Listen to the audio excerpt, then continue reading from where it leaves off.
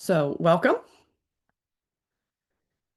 We're here in the first session of this series. We're releasing our topics quarterly, and we're kicking off per agency request with a series or a session based on free resources. So we're familiar with a lot of things, but there's those elements in between, like the utilities, the dental vision, and some of that we're going to be bringing you with how you can really help your clients um, access those services. We know we have a lot of folks in the room who maybe are familiar with them and some new people as well. So it's good for a refresher and it's good to make sure we're giving everybody every chance they can to succeed. This, like I said, this series is in partnership or with California Department of Social Services, Refugee Programs Bureau. And the topics are selected based on what agencies have requested. But before we get started, we want to dig in and let you know kind of who are we? We are Solvera. We believe kind of in two main things. We help agencies do good better, but also we believe that the work that we're doing, the work that you're doing, it's more than a calling. It's a profession. And that's part of why we're here. It's part of why we're upskilling. And we also believe that excellence starts with, or program impact starts with excellence and organizational health. And so we're glad you're here and to be working with you and RPB. This specific project, the California Newcomer Project, is designed with four main areas in mind. Maybe you've been a part of some of those listening sessions or filled out one of the agency profile surveys, and you'll have more opportunities to do those in the future. But really going, hey, let's make sure this is responsive to what's needed, to the state's priorities, and where we're uniquely positioned to best help. We've got information sharing. You're here, you're in this webinar, fantastic. We'll do in-person regional topical provider trainings in the future, so keep an eye out to see when those are going to be in your area, and then an information exchange, and you'll get the first preview of that a little bit later today. You're already here. Someone's already shared with you one way to get engaged, which is fantastic. So we're glad you're here. I'm going to pass it over to my colleague, Carissa, to get us going. Hi, everyone. Welcome to our training series, the launch of it today. Like Hannah said, I'm Carissa, and I'll be walking you through a bunch of great information today. Thank you for doing the first step and being here. So just so you know, this is the first session, as we've mentioned. We have two others that are already scheduled. So while today we're going to be going over maximizing impact, connecting clients to free resources, we have a webinar scheduled for July 17th for real-time tools for distressed clients. We'll have a guest speaker come in and talk about psychological first aid and other tools that you can integrate into your daily work right now. And then, as Hannah mentioned, in August 21st, we'll have the relaunch of our support guide, which we'll talk a little bit more about throughout this webinar as well, but that's one that would be so crucial to have you at to see how you can utilize this resource in your everyday work. Today, we have two main learning goals. The first one being identifying the benefits and subsidies that are available for your clients. And then secondly, how to integrate those into into the client lifecycle in order to build self-sufficiency. You can keep going, Hannah. So some reminders before we get fully started. All of you are on mute today. You have the opportunity to put questions in the Q&A section, and we will do our best to answer those or follow up with them after the session. Also, if you are media, please take the time now to exit the call for this, because this is for people who are directly engaged with the community providing services. We will also have a survey at the end of the webinar, which is so important because, as Hannah mentioned, we got the idea for this content today based on agency interviews and feedback and conversations that we had and surveys that we were already sent out. So we want to continue to create content that is relevant and helpful to you. So completing that survey at the end of this will be vital to the success of future webinars. And then I have a quick 2-question poll that's going to come up on the screen. If you'll we'll have about 30 to 40 seconds to complete this, just 2 questions about what county you're in and how long you've been working in this sector. So if you'll answer that so that we can keep track of that and see who's engaging across the state, that'd be so helpful. So about 25 seconds left to submit your answers on that, and then we'll keep going.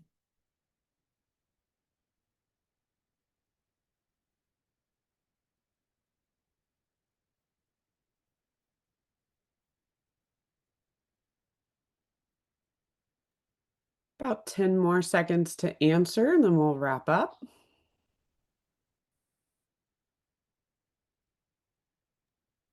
All right, closing the poll. Thank you, everyone.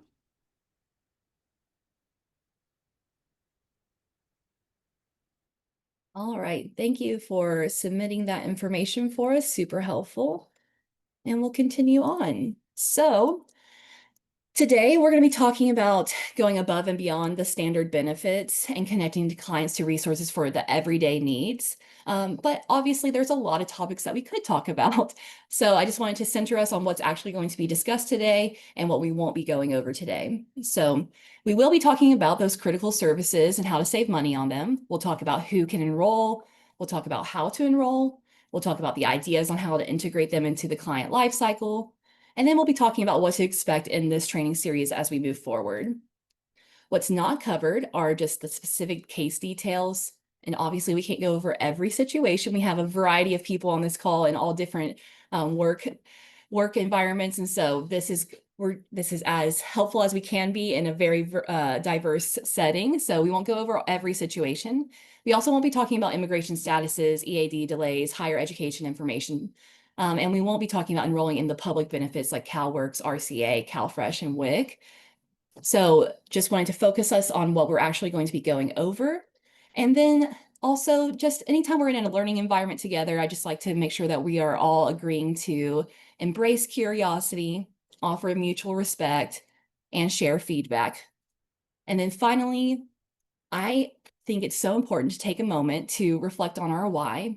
No matter the content of a training session, I really think it's important to take that moment and say, like, in the chaos, in the busyness, in the ever-changing environment that we're in right now, we need to reflect on how we are all in this work because we believe in building a place for everyone in our community to belong, to have access to what they need, to have the support that they deserve, and again, to belong. So I want to take a moment just to watch this quick video so you can sit back, reflect on your why, and then we'll get started with the content. Thanks. You could be me for just 1 hour. If we could find a way to get inside each other's minds.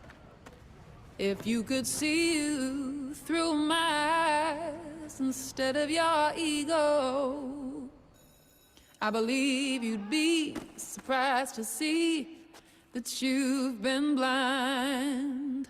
Walk a mile in my shoes. Walk a mile in my shoes. Yeah, before you abuse, criticize and accuse. Walk a mile in my shoes. Walk a mile in my shoes. Well, before you abuse, criticize and accuse. Walk a mile in my shoes.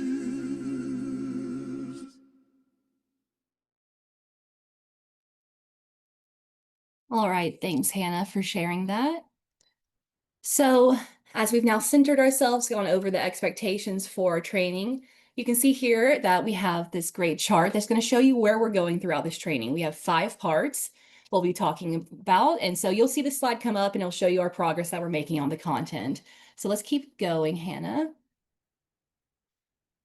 And just as a reminder, I know that we have a variety of experience in the virtual room with us today. So some of this might be an introduction, some of this might be a reminder, some of this might be brand new information, but I do believe that something you'll find pieces throughout this whole webinar that you'll be able to take away and actually start using. Again, we'll be talking about all those different programs that you can get free services through, and they all have different eligibility requirements, but they are pretty similar to each other. So we're going to just have this assumption where we have this overarching eligibility and assumption page.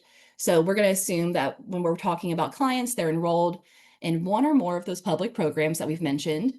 And then we're also going to be assuming that we have this income-based chart here. So This is a general chart. It gives you a ballpark number of what we're talking about when we're saying income-based eligibility.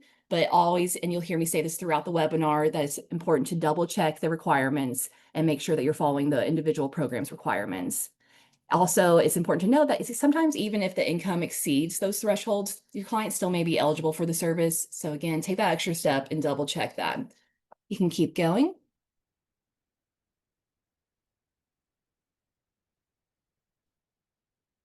We're going to get started and dive in on utilities. We're in part 1. So we're going to start with utilities, and that the great place to start with that will be the Community Services and Development webpage. So Hannah, if you'll click ahead to that slide.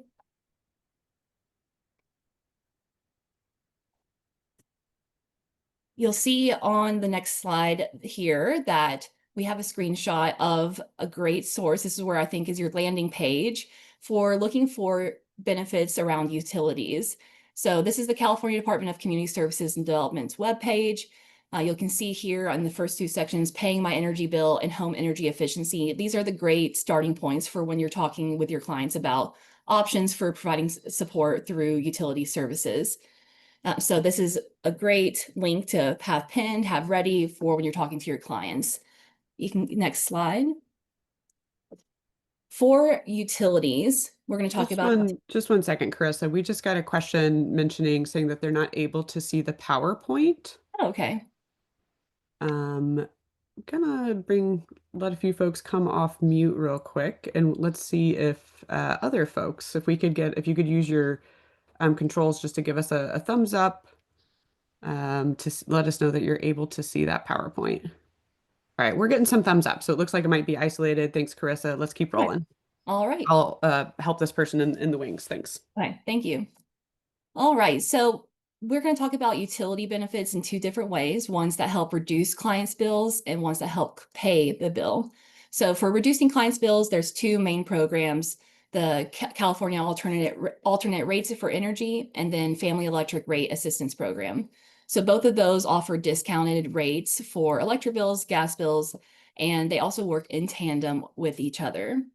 When we're talking about helping clients pay bills, we have LIHEAP, Cal Water Care's Hardship Program, and CAP, the Customer Assistance Program. These are, most of those that are mentioned, the first 2 are one-time financial assistance programs that often focus on crises. And then the second one is the third one, CAP, is a fixed monthly discount support system. So we'll go in a little bit more detail on each of these. So if you'll go to the next slide. So starting with CARE, you can see here that this is one of the cornerstone programs for eligible clients. It offers significant monthly discounts on energy bills, typically looking at 30 to 35% discount on electric bills and 20% discount on gas bills, which can obviously really add up on that month-to-month basis. On the left, you'll see a table with the major utility providers, the contact information, and the link to their website. And we'll make sure that you have these links post-webinar so that you can easily access them. This table is a quick reference guide for when you're working with clients to see if they are eligible for CARE. And then on the right, you'll see that we have the Family Electric Rate Assistance Program. This is another very important discount program, and it's primarily for larger households of 3 or more people. It offers an up to 18% discount for electric bills. And it's important to note that clients can still be eligible for the Family Electric Rate Assistance Program, even if they didn't qualify for CARE. So it's always important to check both options if a client is really struggling with the energy cost. These programs make the ongoing utility costs much more manageable and predictable, which helps with long-term self-sufficiency if you can count on these discounts lasting. Next slide.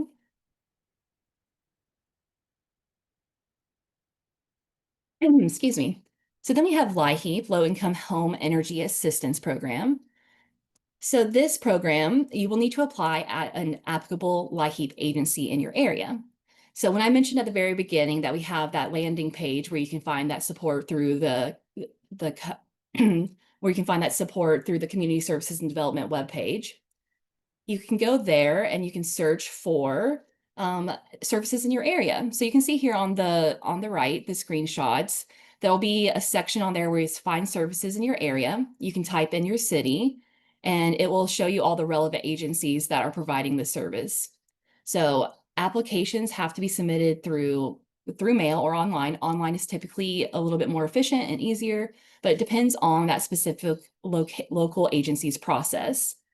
So again, LIHEAP is through a specific agency you'll need to go to, but you can find that information from the CSD website, as that's the gateway to finding the connections to all the other services.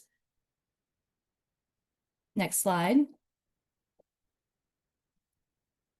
And then some of you may be familiar with what was previously called Low Income Household Water Assistance Program, similar to LIHEAP, but for water. However, that program did sunset in March 2024. So I'm going to dive into a few other options that can help with water bills since that program is no longer available. For the first one is the Customer Assistance Program, or CAP. This is specifically for services through Cal Water. So you can see here, you'll go directly to their website, and then there will be a spot on there that says Submit CAP Application. You'll need their Cal Water account number and their zip code. That's what you need to start the application. And from there, it's a straightforward online portal, and you can just fill in the information alongside your client or help them get connected to it. And again, the most important thing is they need the Cal Water account number because this is what will grant them access to the application. The online portal is the most efficient way to start this application. Next slide.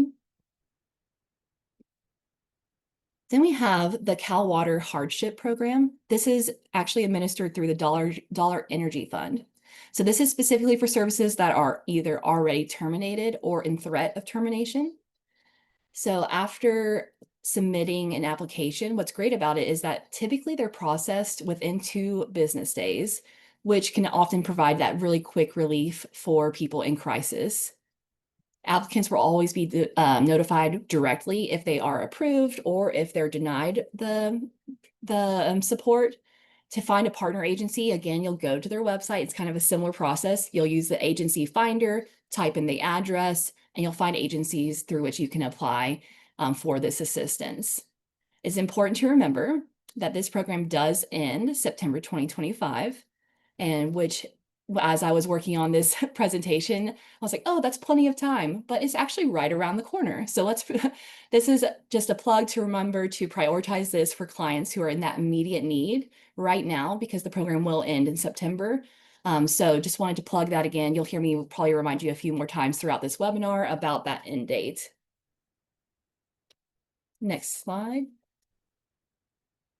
As we're wrapping up for part 1 with utilities, some quick reminders or helpful tips. Again, always double check all the eligibility requirements for the specific programs.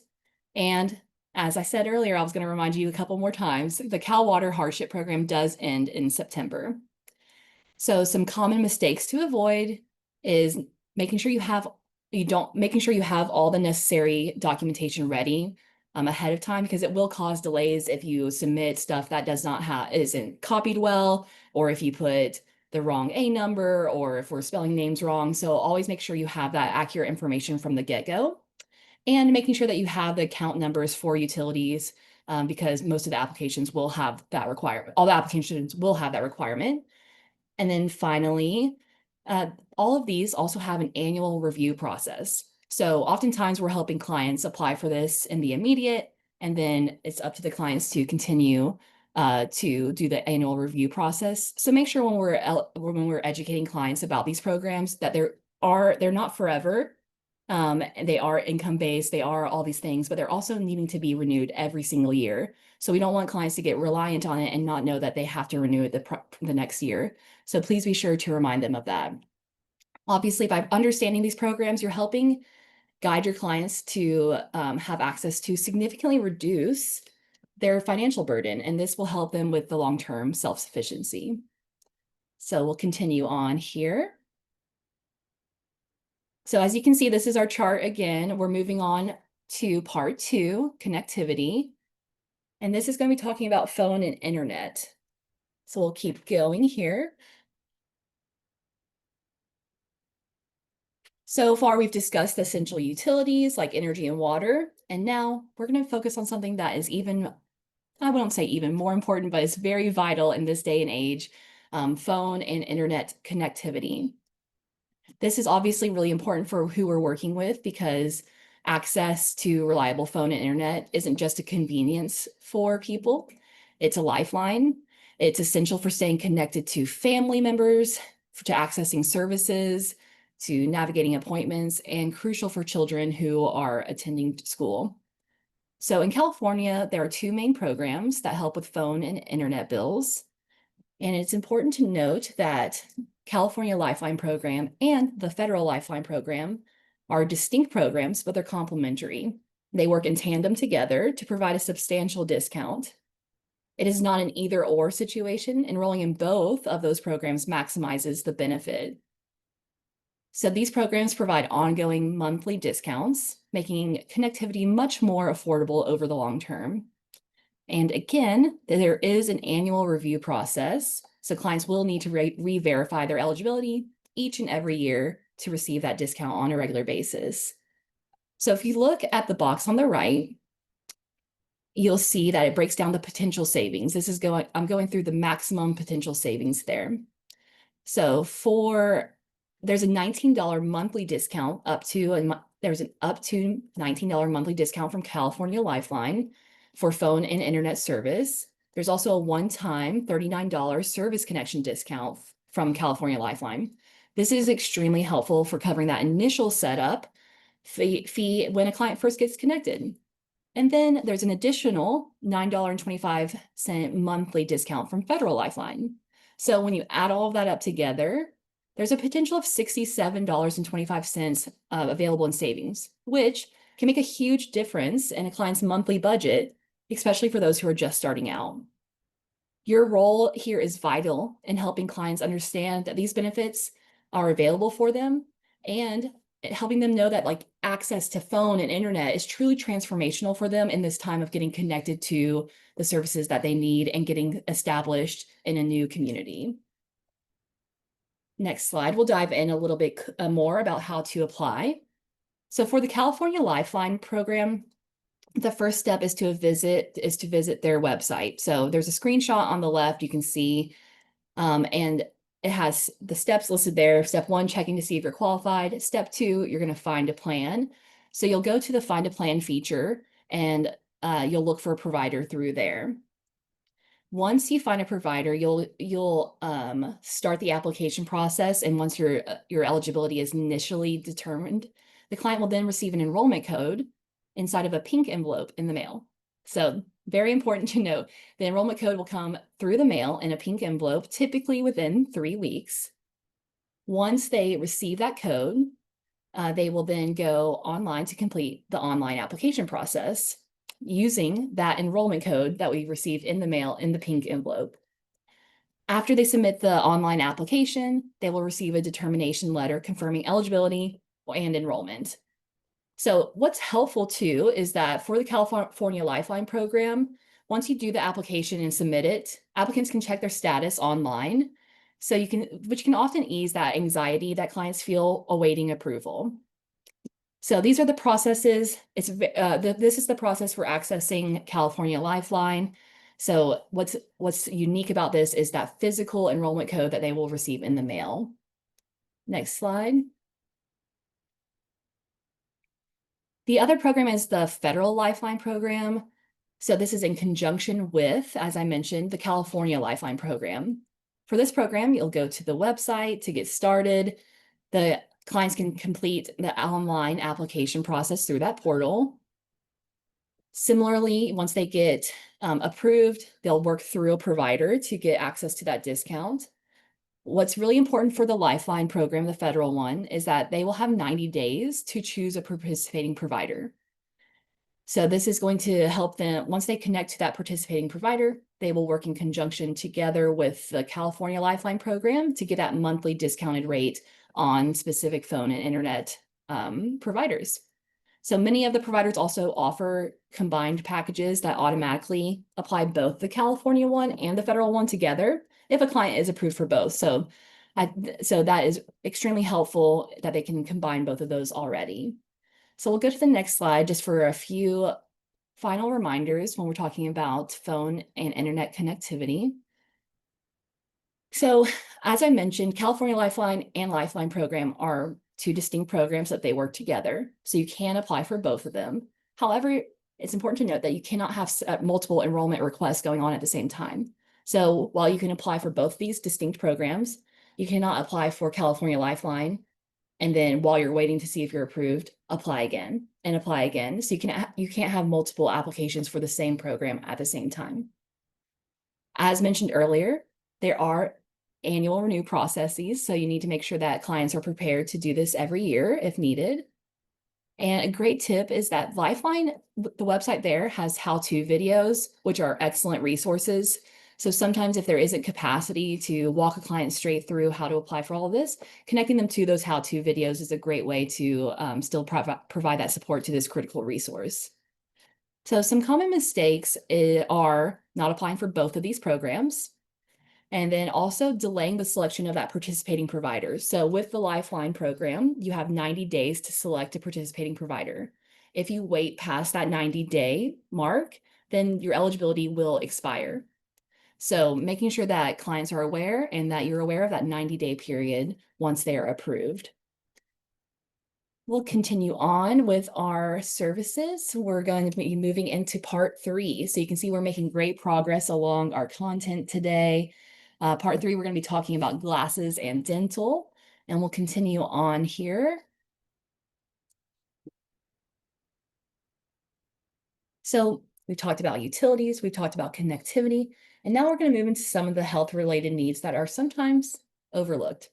So glasses, a few places that you can look for access to glasses are the National Eye Institute. If you'll look on the right, you'll see I have a screenshot of their landing page for finding resources that are for both adults and children seeking that vision care assistance. You'll see there you can get on that screenshot, it says get free or low cost eye care. You can use that, and if you scroll down, you'll see all the different ways that you can find that access to vision care. Another great resource is OneSight. OneSight is an eyeglass referral program. And what's unique about this program is that it requires a referral letter from a nonprofit, which many of those organizations are represented here today on the call. So this is where it's directly needing a nonprofit's involvement because they do require that referral letter. Clients will typically need to connect to a Luxottica retail location, which I was not familiar with that name, but it just means typically a lens crafter's Target Optical or Pearl Visions. And you can find this information on their website on OneSight, but it's important to note that the Luxottica retail locations are ones that you might be already familiar with, like lens crafters, Target Optical, or Pearl Visions. And then finally, a lot of times the glasses and access to vision care is going to be in those location-specific places. Many schools have options for students to give vision screenings and sometimes free or discounted glasses. And then also a lot of local clinics will have that discounted program or a sliding scale. So it's always important and worth inquiring about those. Next slide. So for dental services, a great starting point is the California Dental Association's website. You'll see on the left the screenshot of how it looks the screenshot of the provider directory there. There you can look online, you can type in your city or the zip code, and it'll show you low-cost dental services that are in that specific area.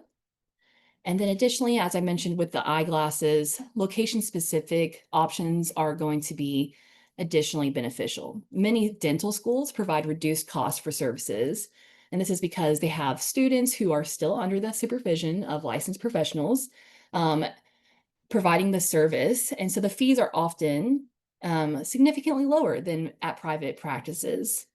Similarly, community health clinics often have discounted programs, or at least sliding scale options. For example, in Los Angeles, there's a clinic, St. John's Community Health Clinic, that offers comprehensive and affordable dental care as well. Next slide. So some helpful tips is to remember that many clients are eligible for Medi-Cal, and which includes Denti-Cal and vision as well. This offers usually a comprehensive coverage, so often you should always check there first. Additionally, if you're familiar with Lions Club, one of their things that they're most known for is assistance with vision access. So many clubs have programs to provide eyeglasses or eye exams for those in need. So it's worth contacting local chapters, and you can do that just through a quick online search to see if there's a local Lions Club in your area. Another great option is if there's capacity is to use your volunteer networks. So network with them, utilize them, ask them for advice on like if there's anybody in your network who has that professional experience or can connect you to somebody who has that professional experience. And then finally, if you search for federally qualified health centers, they are required to provide sliding scale rates based on income. And so that often makes services much more affordable for clients. And what's great about these centers is typically they offer integrated medical, dental, and sometimes vision under one roof, which will make accessing those services much easier and more convenient for clients. Next slide. Moving right along, we're in part 4, safety net services. We'll be reviewing information about CSBG, the Community Services Block Grant. So on the next slide, you'll see that we've moved from utilities, connectivity, glasses and dental, and now we're talking more in a broader sense about safety net services that are available that often involve critical one-time payments or support in crises. So here, a central player in these safety net services is the Community Services Block Grant. This is a federal program that funds local community action agencies that provide a wide range of anti-poverty services. These are the agencies that are typically often on the front lines, helping clients directly with these immediate needs. The Community Services Block Grant, you can see, offers support in a variety of program areas from child and youth services to employment services, emergency, homeless services, income management, senior services. So a wide variety of support services available through this grant. So if you look on the right, you can see that you'll need to find a provider through the CSBG. So the screenshot shows you on the right that these vital services shows you how to find these vital services through this website, csd.ca.gov. You'll use the Find Assistance area. And so if you can see at the very top of that screenshot, it says Find Assistance. Thank you, Hannah, for circling that. And if you typed in your services, this is, for example, for the city of Sacramento, you type in what you need, and these are some options that come up. So you can see that it will break it down by energy bill assistance and weatherization and more. So this is what it would look like once you've already typed in something to find the assistance. So continue on, Hannah. We do know that while this website is great and it'll connect you to a lot of different programs that are available, sometimes working with online resources can be tricky, or links might change, and this can cause some frustration. So you might encounter situations where the direct link will go to a page not found, or when you go to their website, it's just not very clear about what they're able to provide. So this is just a challenge that happens when you're coming from a statewide website and it's going to very hyper-specific local agencies. So don't be discouraged if right away you're getting connected or you're having trouble getting connected to this specific place. I have some tips on the next slide that can potentially help you as you navigate those frustrations. So sometimes, again, the link won't work. So some tips to start off with are trying just the first part of the website, because oftentimes the link to the agency is just going to, the link that they was provided is very hyper specific, and maybe their website has changed. So if you just go to the main part of the website, it can help you navigate from there. For example, Elk Grove Adult and Community Education, their website that was provided is egace.egus.net. So instead of going there, you might want to just go to the and that might be more helpful. So just going to that specific website, like shortening the URL, finding it that way, going to the main website rather than the specific service website. Another way that can be helpful is navigating on the provider page to just the programs and what we do. So those are often going to be tabs at the top of the web page that are going to be easily you can easily locate them. You'll go there and then it can provide you more information. So that's another place to start as well. And then finally, obviously a good Google search along with the agency name and the specific CSBG service can help you find typically what you need. So like if you type in, for example, an agency's name and eviction avoidance, then maybe it can help you narrow down and get you connected to that service. So again, the best place to start is that main page provided by the CSBG grant, and then using the find assistance there. But if those links don't work, try these different suggestions, be persistent, because these are going to provide you access to great services for your clients. And ultimately, if you are still lacking that information, giving a quick call will help you get connected to that service as well. All right, next slide. Again, we all know that in this very chaotic time, it's important to remember that as we often are feeling, we don't have capacity. Some agencies aren't going to have capacity. So you might call them, they might be listed on this website, and they might just not have the capacity at the time for providing the service any longer, or there might be a wait list. So again, be persistent. You might have to call several different agencies or organizations to get access to the service. But we all know what it's like to not have full capacity. So just keep that in mind as you're looking for and navigating these organizations. A good secondary resource for this will be the website that I have linked there. So it's the California Network of Community Action Agencies. Like I mentioned, this grant is often through those community action agencies who are on the front lines providing those services. So this is a secondary resource that you can use when looking for services through the Community Service Block Grant. A common mistake to avoid is just not clearly articulating the client specific need. So if you're calling an agency and you're like, I just want to know what you can do to help, that's not going to be as helpful for you in the long run, because it would be easier if you call and say, I'm looking for rental assistance to avoid eviction. That specifically will help them know if they have the right service to help your client. All right, continuing on, we are getting close to the end of our content. So we're in part 5. As you can see, we've made great progress along utilities, connectivity, glasses and dental, safety net services, and now we're moving into miscellaneous available resources.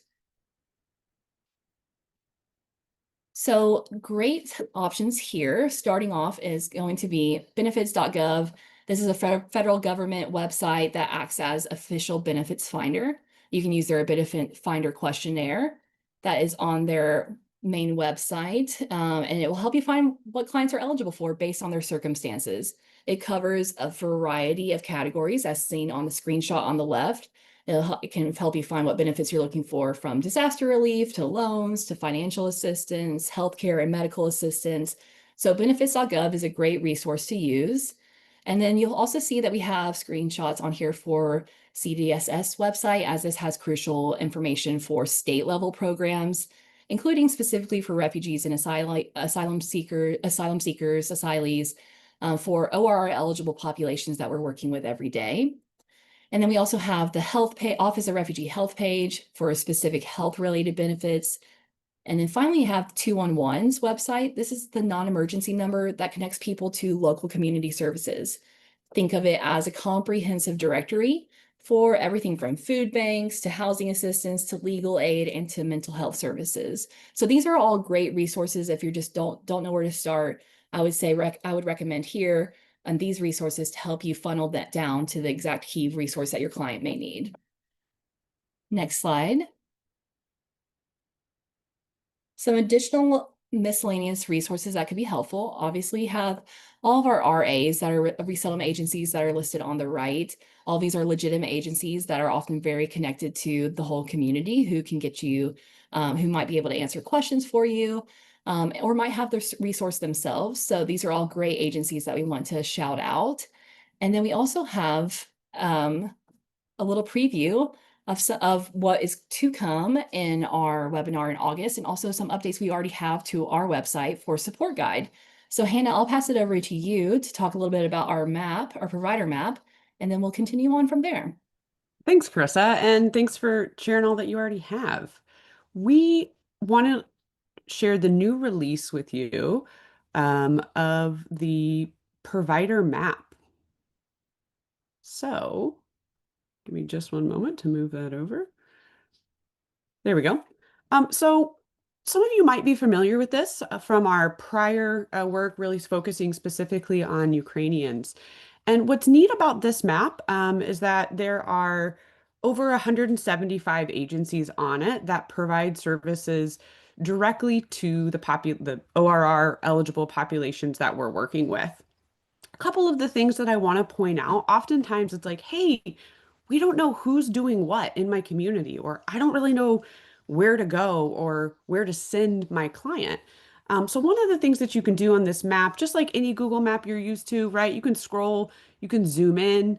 Over here on this left-hand side, right? If you click open how to use it, it gives some pretty clear instructions and let you know kind of once you click in, you'll get agency details and things like that, right? So if I just clicked this little gavel here, somebody that's providing legal services, you can see who it is, a little bit more information about them. And then you've got a description of what the different service categories are. So for instance, in case management, that's indicating that that agency provides kind of any number of case management programs. And so the best thing to do if you're looking to provide help a client receive additional case management programs, click into here. And here's how we would do that. We've got this left-hand side here. This is just to give you a look wherever you are. Let's go down maybe into the San Diego area. So we see we've got some agencies here just on the general level. The other thing that we can do, if we know specifically kind of what type of agency we're looking for, great. But if we're not sure, or if we know, you know what, it kind of doesn't matter the agency, I really need to make sure that I'm getting basic needs support, right? And we just looked at what that is. So we can go in here and see, all right, here's the folks that are providing just this very kind of specific basic needs support for ORR eligible populations. And not only that, but if you were working with a client, you could go in here at the top, and you could enter an address, right? 123 uh, Happy Street, right? This isn't real, but we would go there. Somebody lucky in Australia has it, but in San Diego, you could type that in. Same thing in Sacramento, and onward. So wanted you to know you've got these options to kind of click through, see who's offering what, where, and where these critical services are. We know there's often a lot of questions about like, hey, who can help me get a meal? Who can help me, for clients get signed up for benefits? I have some immigration questions, right? Where can I go to learn about, my status or what I need to do next? Or where can I go to receive, additional ESL support? So do take a look at this. This link is going to be shared with you. And this will continue to be updated. The other thing I want you to know is that every time it's updated, we let you know. Last updated June 26th, right? So that's today.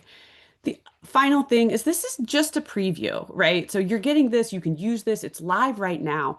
But the other thing I want you to know is that when it comes to our next, or in 2 sessions, right? So we've got one coming up about offering kind of trauma-informed services and care and how to de-escalate clients that have maybe just received really hard news.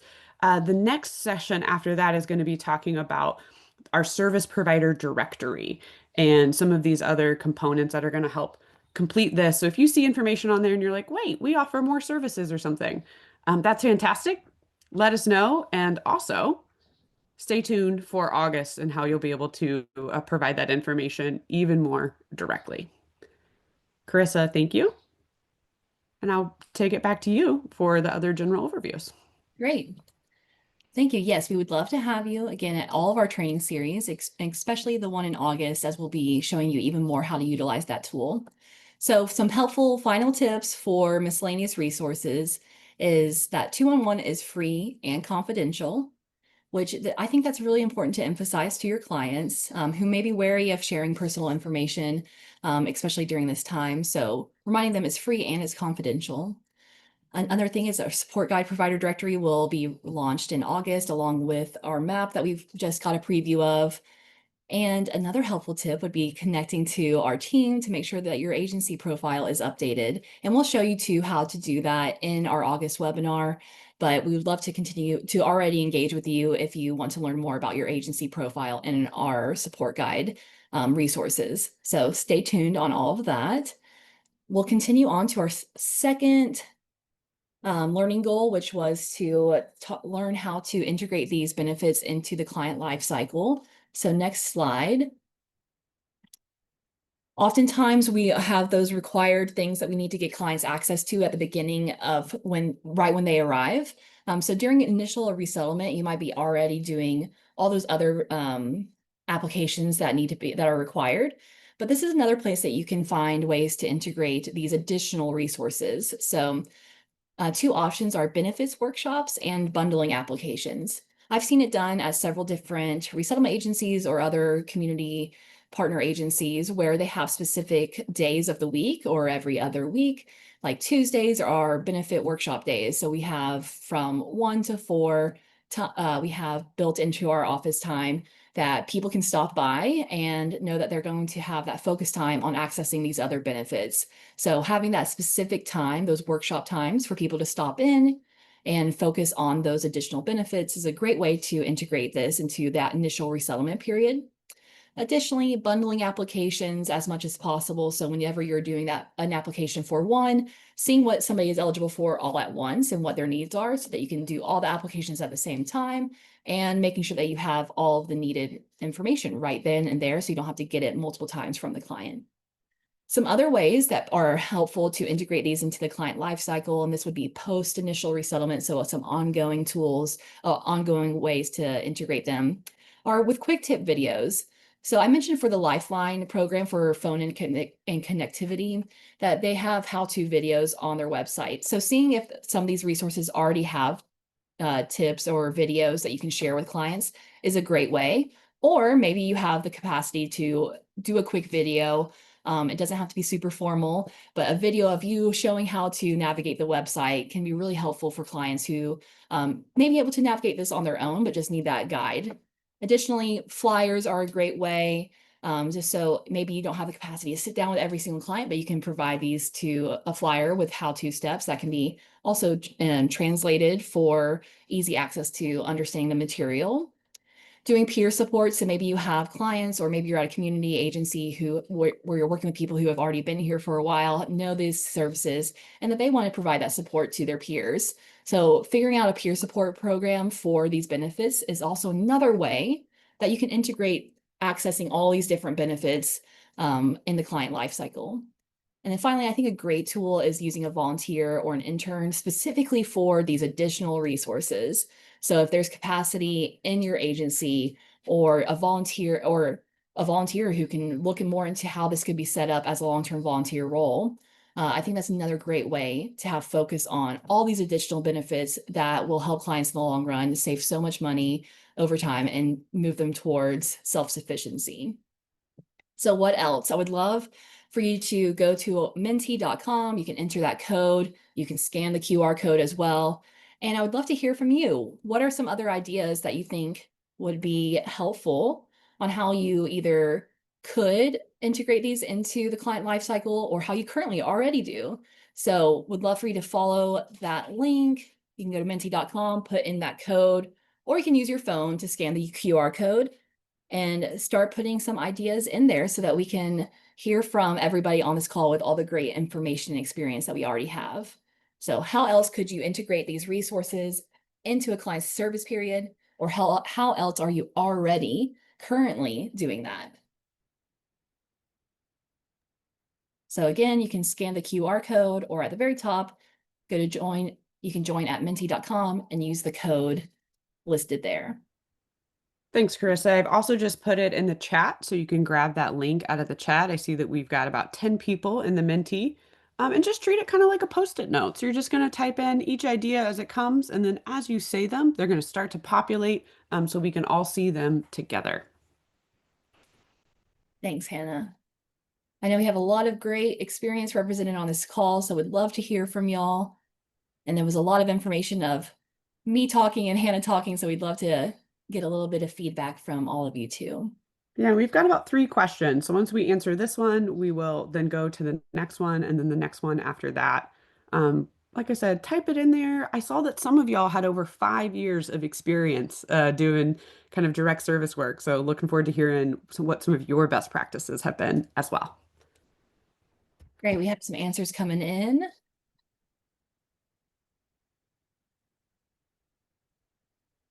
Utilizing WhatsApp. Yes, I've seen so many people utilize WhatsApp and it's a little bit more accessible for people as well. People are really familiar with that. And you can do groups in WhatsApp. So I love that option. What are some other ideas that you're already currently using to integrate these services, or some ideas that you might want to try out?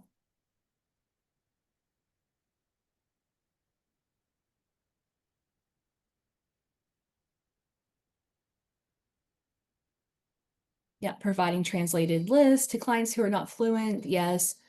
Oh, having a single resource page with a QR code. Absolutely. I think that's a great way. Creating a list. I think consolidating all the information, as you can see, is a ton of information, so it can get pretty overwhelming. So consolidating it into a list, printing out the flyers with QR codes to give to clients. Yeah, absolutely. I think these are all great options. And we'll wait just another second or two, and then we'll go to the next question. These next questions are just wanting to know your experience with accessing these resources. So, is there a service that you have had ongoing issues accessing when you're working with clients?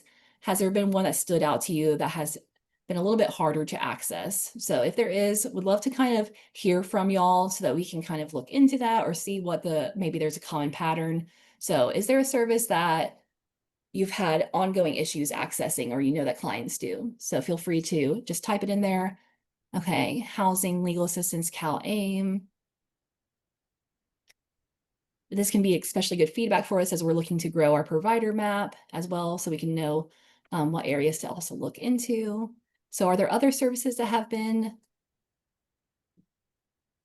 more challenging to access?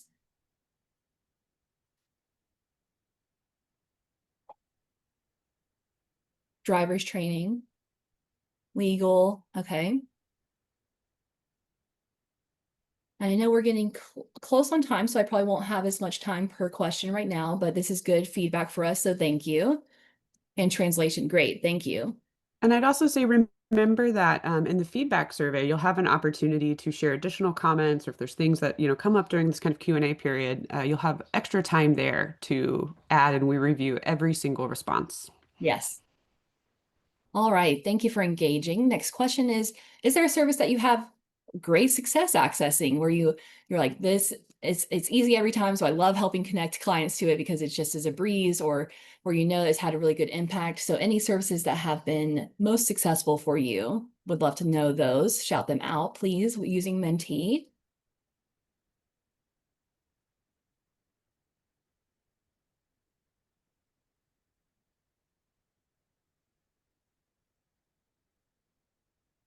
Health Plan San Francisco, thank you. Food banks. Yeah, as we were doing a lot of research for our Google map, there were so many food banks that seem to be doing incredible work. It's also good to look at food banks for not just food. Oftentimes they have a lot of other services available too. Yeah, really kind of unsung heroes in the community space. And Sometimes we just think about, refugee, specific only, but there's so much more out there that often the clients we're serving are eligible to access. yeah, so Hannah, if just for the sake of time, we'll skip the next question Sure. and we will just move along. If you do have questions that you have about the presentation, just for the sake of time, you can feel free to put them in the Q&A part that's available on the webinar, or in our feedback survey. Feel free to add those there. We will look at all of them and make sure that we are able to respond to what we can. But thank you for letting me share all of this information. So you'll complete the feedback survey about today's sessions, and that's where you can request the future topics. Because again, this is all feedback led. We're doing these topics based on what we hear from the community. So we'd love to continue to see what you need. So you'll see here today we've checked off our list, maximizing impact. Next up, we have July 17th, tools for working with distressed clients.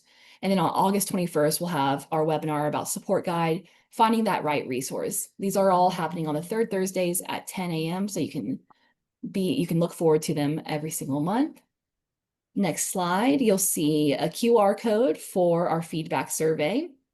So after the session, so if you want to right now, you can go ahead and scan that QR code and start doing the feedback survey. But you will also have an email with some reminders that will show up in your inbox soon.